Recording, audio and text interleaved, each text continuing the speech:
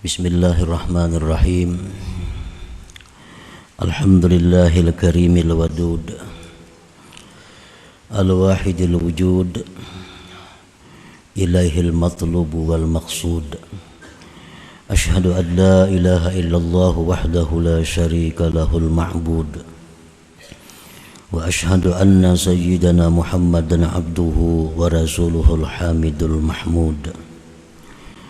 Allahumma salli wa sallim wa barik ala al-muttasibi bil karami wal jud Sayyidina wa maulana Muhammadin sahibil maqamil mahmud wa ala alihi wa sahbihi wa zurriyatihi wa atba'ihi ila yaumil khulud, amma ba'du.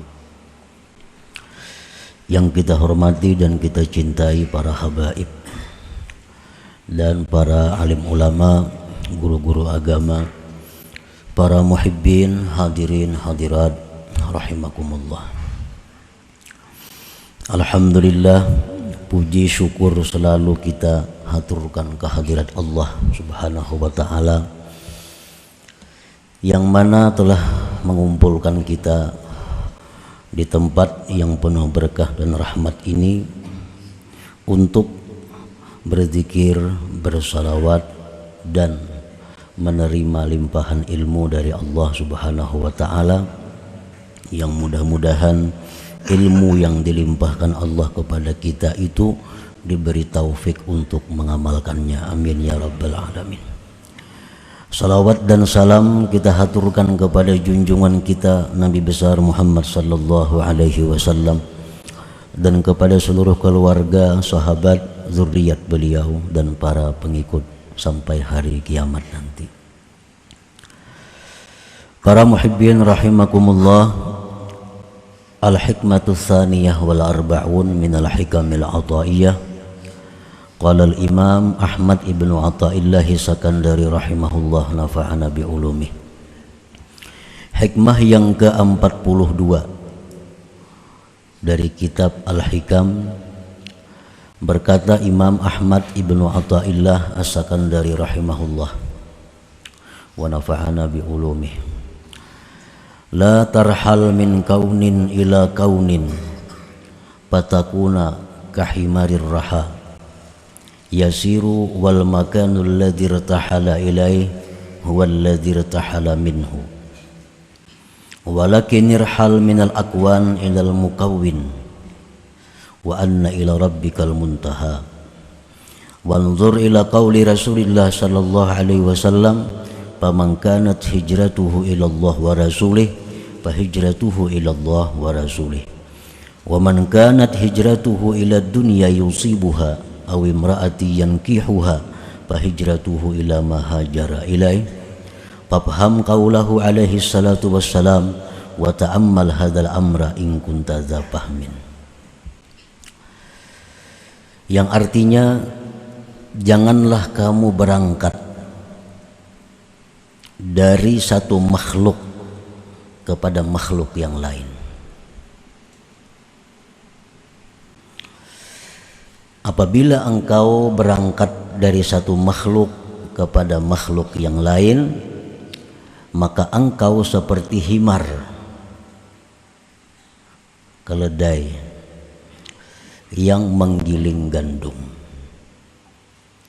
Dia berjalan dan tempat yang dia berpindah kepadanya itulah tempat yang dia berpindah daripadanya. Tetapi berangkatlah engkau daripada makhluk kepada yang menciptakan makhluk itu, dan bahwa kepada Tuhan engkau kesudahan.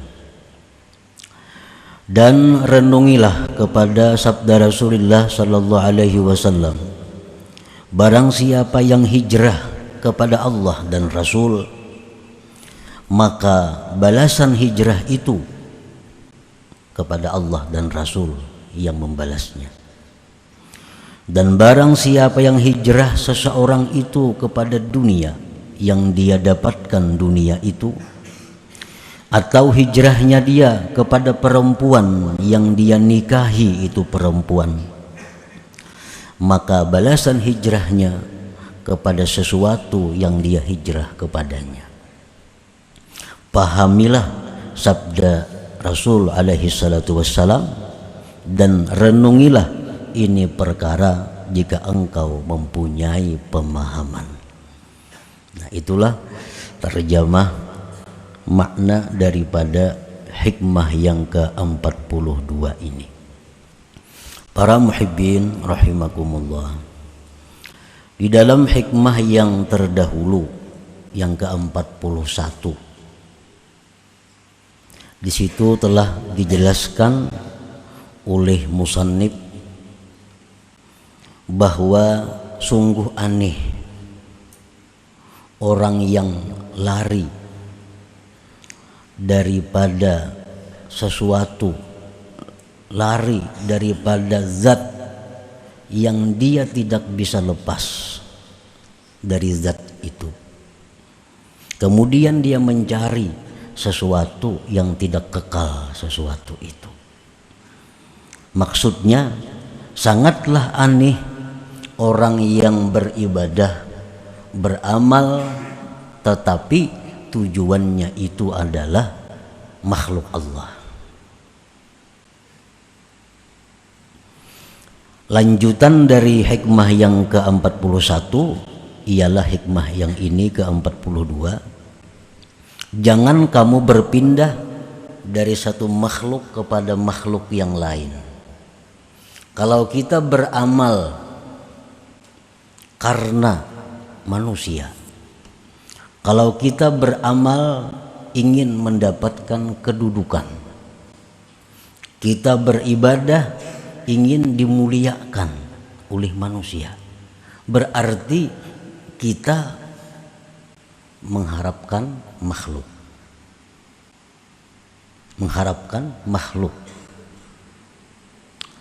Nah, selanjutnya kalau kita beribadah kepada Allah mengharapkan surga, kita beribadah kepada Allah mengharapkan kelapangan di akhirat, kita beribadah mengharapkan dapat gedung, fasilitas-fasilitas yang luar biasa di surga. Padahal surga itu pun makhluk Allah juga. Nah, jadi jangan kita berpindah dari satu makhluk kepada makhluk yang lain. Kalau kita beribadah untuk mencari kedudukan itu makhluk. Kalau kita beribadah karena mengharapkan surga pun makhluk. Nah, jadi janganlah berpindah dari satu makhluk kepada makhluk yang lain. Itu maksudnya. La tatruk hazzan min huzuzi nafsik talaban li hazzin akhar. Jangan kamu tinggalkan bagian dari bagian diri engkau untuk mencari bagian yang lain. Nah, artinya jangan kita sudah merasa puas bahwa kita sudah kawa beribadah itu bukan karena manusia. Sekarang kita beribadah sudah mengharapkan surga. Jangan merasa puas demikian. Karena itu masih belum pas. Karena sama-sama makhluk. Manusia ya makhluk juga, surga ya makhluk juga. Nah, la tarhal min kaun ila kaun. Janganlah berpindah dari makhluk kepada makhluk.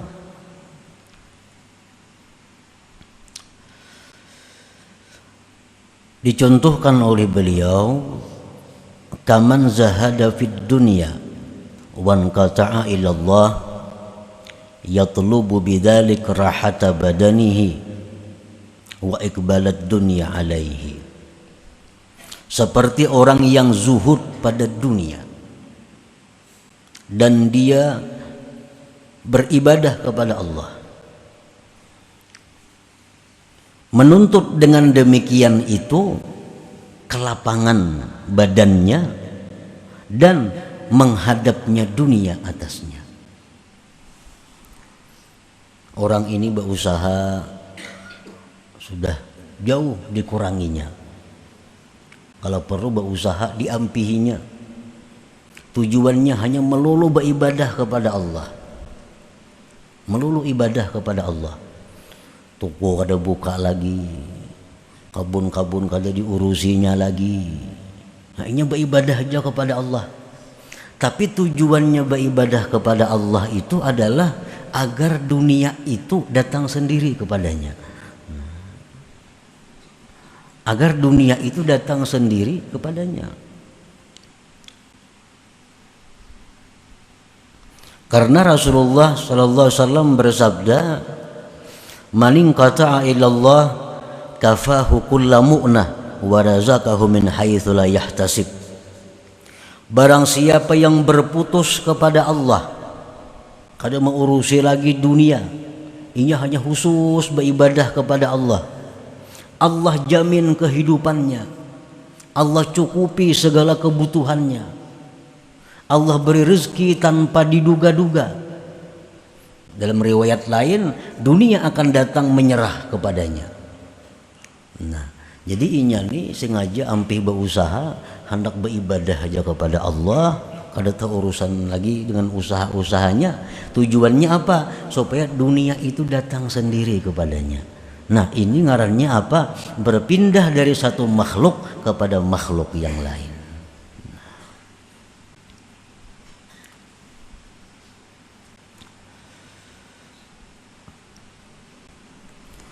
Wa kaman amila bi ta'atillahi ta'ala wa talaba bihal karamat awil hura wal qusura fil jannah.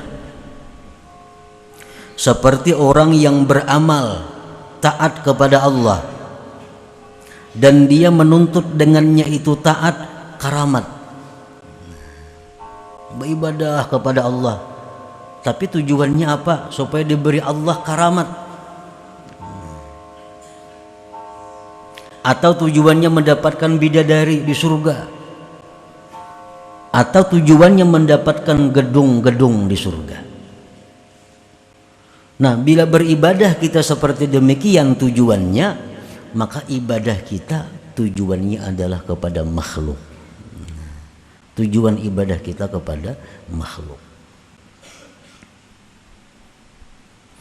Walakin i'mal bi ta'atillah adaan li haqqillahi ta'ala wa talaban li ridha. Tetapi hendaklah engkau beramal itu dengan taat kepada Allah tadi, menunaikan hak Allah subhanahu wa ta'ala dan menuntut keridhaannya. Nah, itu mestinya yang kita harapkan dari ibadah kita. Kita sembahyang, kita puasa, kita bersedekah, kita menuntut ilmu, kita berzikir, itu menunaikan hak Allah dan mencari keridhaan Allah. Nah, itu nang dituntut, itu nang bujur. Wa illa, jika tidak demikian, kita beribadah kepada Allah agar kita selamat dari neraka, kita beribadah kepada Allah agar mati masuk surga, fa antakal himar, engkau seperti himar. Himar nang menggiling gandum itunya selalu berjalan, tapi jalan di tempat. Nah, orang yang beribadah tujuannya untuk mencapai kesenangan diri sendiri, sama dengan himar tadi. Artinya ibadahnya itu jalan di tempat, kada akan sampai kepada Allah subhanahu wa ta'ala. Para muhibbin rahimakumullah, apabila kita beribadah untuk dunia, Allah akan memberikan dunia itu. Allah berikan dunia. Wa ma lahum min khalaq, tapi di akhirat orang ini tidak ada lagi bagian. Makanya kita melihat ada orang-orang yang mengamalkan ini untuk kekayaan, akhirnya dia kaya. Orang yang melampahkan ini untuk jagau, akhirnya jadi orang jagau. Orang melampahkan ini supaya orang ketujuh lawan inya, akhirnya orang ketujuh lawan inya. Nah, apa yang kita niatkan dengan amal itu Allah beri. Orang yang beribadah kepada Allah untuk selamat neraka, orang yang beribadah kepada Allah agar dia masuk surga, Allah berikan. ia mati selamat dari neraka dan masuk surga. Orang yang beribadah kepada Allah dengan tujuan mencapai keridaan Allah, Allah berikan pula keridaan Allah ini. Nah, jadi selaku manusia kita dituntut bahwa apabila beribadah kepada Allah itu jangan seperti nomor 1, jangan seperti nomor 2, seperti nomor 3. Ini yang dituntut. Beribadah itu menunaikan hak Allah dan mencari keridaan Allah. Para muhibbin rahimakumullah, paman kanat hijratuhu minal lagwi wal lahwi wal la'ib ilal ibadati wat ta'ah wa minal jahli ilal ilm qasidan bihijratihil wusula ila ridha'illah wa rasulih fahijratuhu musilatun ila ridhahuma. Barang siapa yang hijrah ini artinya berpindah dari yang sia-sia, berpindah daripada permainan-permainan, berpindah dari urusan-urusan dunia, berpindah kepada ibadah dan taat, berpindah dari jahil kebodohan kepada ilmu. Tujuan dengan berpindahnya itu adalah sampai kepada keridaan Allah dan Rasul. Maka berpindahnya itu menyampaikan kepada ridha Allah dan Rasul. Bila kita nih beribadah, tujuan kita supaya Allah ridha. Allah ridha kepada kita. Tujuan kita beribadah supaya kita ini dicintai Allah. Allah cinta kepada kita. Wa man kanat hijratuhu min dzalik ila dzalik qasidan ghaira dzalik faqad khaba qasduhu mas'ah wa ghayatu hijratihi ma hajara ilaih. Barang siapa yang pindah dari urusan dunia kepada perkara ibadah, tujuannya tidak mencapai ridha Allah, maka sungguh rugi tujuannya dan rugilah usaha perjalanannya itu. Dan kesudahan pindahnya itu adalah sesuatu yang dia pindah kepadanya. Nah, para muhibbin rahimakumullah, di zaman Rasulullah SAW itu ada masa di mana diwajibkan orang muslim mukmin yang di kota Mekah itu hijrah ke Madinah. Ada masanya waktu itu. Lalu sahabat-sahabat ini ada yang hijrah ke Madinah itu semata-mata karena Allah, karena mencapai keridhaan Allah, seperti Abu Bakar Siddiq radhiyallahu anhu, seperti Sayyidina Umar, Sayyidina Ali, Sayyidina Utsman. Ini orang-orang yang hijrah ke Madinah untuk mencari keridhaan Allah dan Rasul. Apa yang mereka dapatkan? Radhiyallahu anhum, Allah ridha kepada mereka. Nah, ada di antara sahabat Nabi yang di Mekah ini, dia hijrah ke Madinah karena dia melihat di Madinah itu ada peluang bisnis yang bagus. Wah, ini orang pengen rame hijrah ke sana, aku baik hijrah sambil berusaha. Hijrah ke Madinah, membuka usaha di Madinah, kaya, sugih. Sugih itulah balasannya. Habis sampai di situ. Ada di antara sahabat Nabi ini yang hijrah ke Madinah karena tunangan hijrah. Ini tunangan hijrah ke Madinah. Hijrah tunangan boleh, jam ada hijrah putus sampai di sini kita. Wa ilam ra'atin yankihuha. Mau kada mau si laki-laki hijrah juga ke Madinah. Sampai di Madinah kawin. Kawin itulah balasannya. Habis itu kada ada lagi. Wa hijratuhu ila ma hajara ilaih. Jadi ibadah yang kita lakukan, untuk apa kita dapatkan tergantung tujuan kita. Orang mengamalkan la ilaha illallah 100.000 kali, tujuannya hendak jadi orang sugih, dilampahkannya jadi orang sugih. Allah akan memberi itu. Fal amalu ala talabil jaza wad darajat au nailil maratibil aliyati wal maqamat nuqsanun wa syaubun bi ikhlasil a'mal. Beramal untuk mencari balasan, mencari derajat, mencapai martabat tinggi dan kedudukan, itu adalah kurang dalam ikhlasnya amal. Ikhlasnya amal. Kalau kita beramal supaya ke surga, kita beramal supaya terhindar dari neraka, ini oleh para ulama disebut ikhlas juga, tapi kurang ikhlasnya. Kurang ikhlasnya. Nah, orang-orang yang beribadah kepada Allah tujuannya ini surga, tujuannya bidadari, tujuannya menikmati segala macam fasilitas surga. Dia beramal karena itu, mati masuk surga. Tapi di dalam surga dia tidak akan bisa melihat Allah Subhanahu wa taala. Tidak akan bisa melihat Allah. Karena orang-orang yang melihat Allah di dalam surga itu orang yang sudah mulai di dalam dunia ini menginginkan itu. Jadi di surga itu ada orang pengumuman bahwa Allah bertajalli, wahai penghuni surga, siapa nak bertemu Tuhan, silahkan bertemu Tuhan. Nah, orang kesanaan sepale, ini kada tahu urusannya memakan gawiannya, bidadari di sekelilingnya.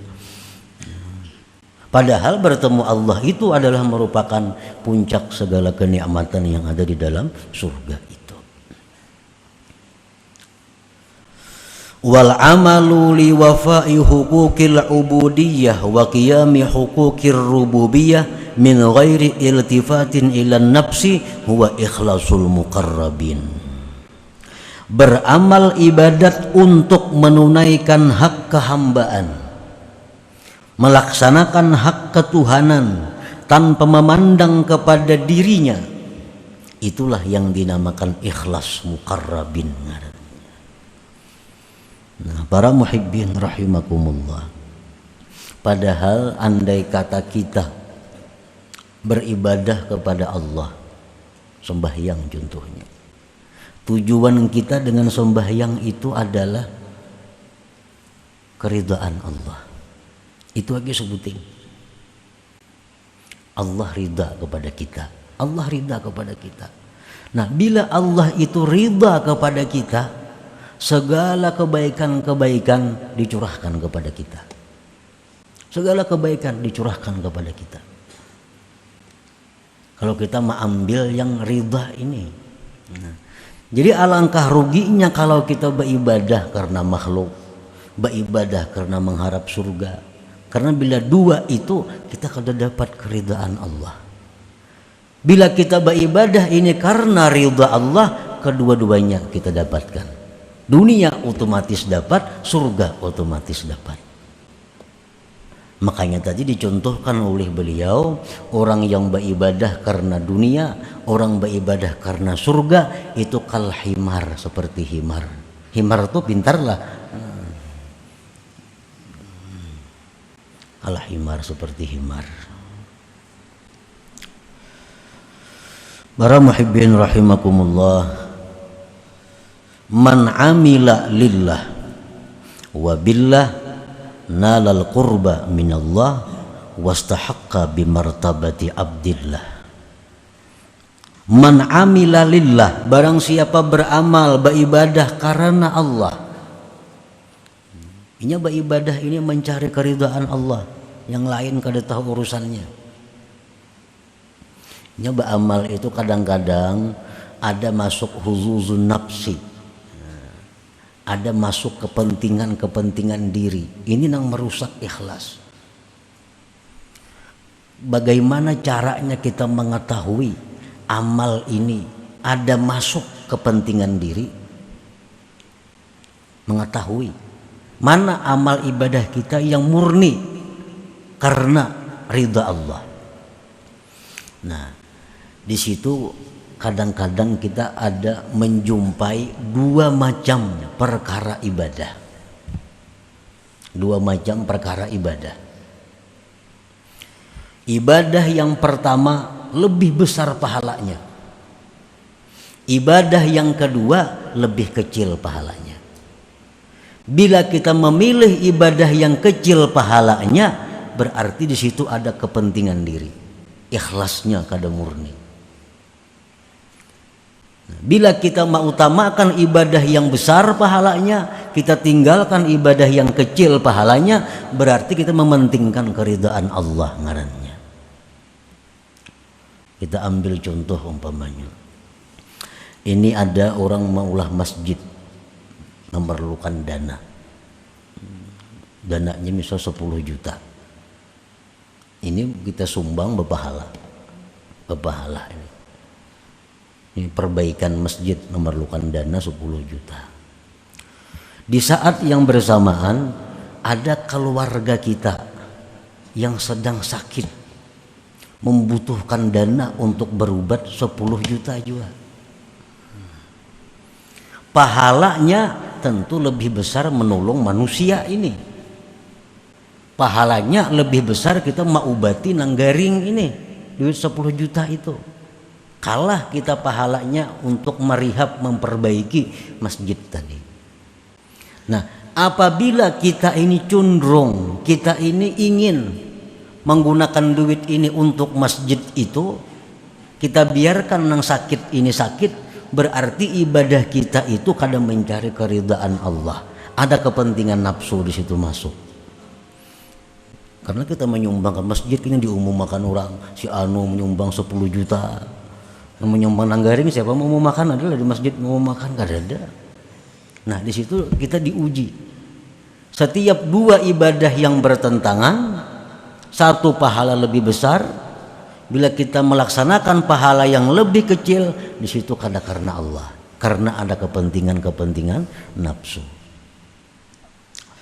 Nah, para muhibbin rahimakumullah, man amila lillah, barang siapa beramal karena Allah, wabillah, dan dengan Allah, inya ini beramal mencari keridhaan Allah, dan inya pun sadar kawa beramal itu karena ditolong oleh Allah, wabillah ngarannya.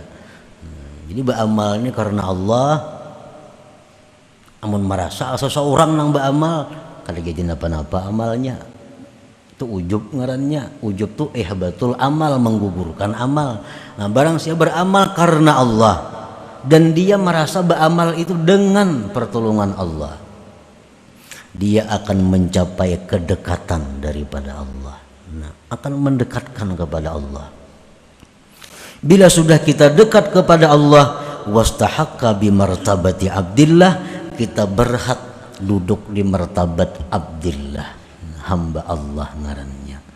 Nah, para muhibbin rahimakumullah, jadi kita ini kada semuaan hamba Allah. Ada nang hambanya surga, ada nang hambanya karamat, ada nang hambanya kemuliaan, ada nang hambanya dunia. Nah, kemana kita beribadah tujuan kita, itulah tuan kita, itulah tuan kita. Kalau kita beribadah ini karena Allah, berarti Allah tuan kita dan kita ini budaknya, hamba Allah. Nah, kedudukan Abdullah, kedudukan hamba Allah itu merupakan kedudukan yang paling tinggi di antara segala kedudukan. Para muhibbin rahimakumullah. Jadi kesimpulannya bahwa setiap kali kita melakukan ibadah, maka tujuan kita dengan ibadah itu hanya satu, ialah keridhaan Allah. Bila demikian, seluruh yang kita butuhkan, seluruh apa yang kita perlukan akan dicukupi oleh Allah Subhanahu wa taala. Kita hendak bersedekah, sudah tujuannya mencari keridhaan Allah. Hendak sembahyang, mencari keridhaan Allah. Hendak membaca Quran, cari keridhaan Allah. Segala ibadah yang kita lakukan li talabi mardatillah, untuk menuntut keridhaan Allah Subhanahu wa taala. Bila demikian otomatis sudah ke surga matinya. Otomatis sudah dunianya akan bahagia. Orang yang diridai Allah. Nah, selanjutnya hikmah yang ke-43, إلى حضرة النبي صلى الله عليه وسلم. الفاتحة. أعوذ بالله من الشيطان الرجيم. بسم الله الرحمن الرحيم. إياك نعبد وإياك نستعين. استقيم. صراط الذين غير المغضوب عليهم ولا الضالين. آمين. يا الله بها يا الله بها يا الله بحسن الخاتمة يا الله بها يا الله بها يا الله بحسن الخاتمة يا الله بها يا الله بها يا الله بحسن الخاتمة يا أيها الرجل منه شفاعة صلوا عليه وسلموا تسليما. اللهم صل وسلم وبارك عليه.